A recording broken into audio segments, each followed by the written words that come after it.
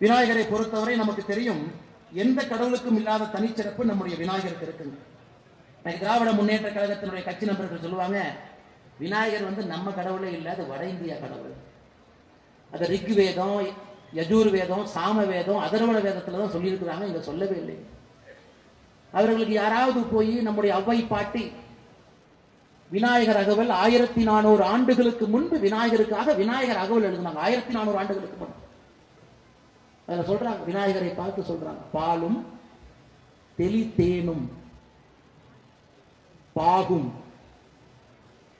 பருப்பும் இவை 4ம் கலந்து உனக்கு நான் அளிப்பேன். இந்த 4ம் நான் உங்களுக்கு கொடுக்கிறேன்.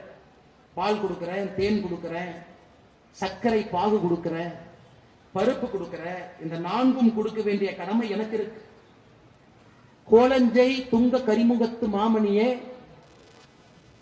எனக்கு நீ திரும்ப என்ன கொடுக்க போறீங்கன்னா 3 சங்கத்தமிழையும் திருப்பி கொடு. இயலிசை நாடகம் 3 எனக்கு கொடு விநாயகரே. நாங்க 4 உனக்கு தர்றோம்.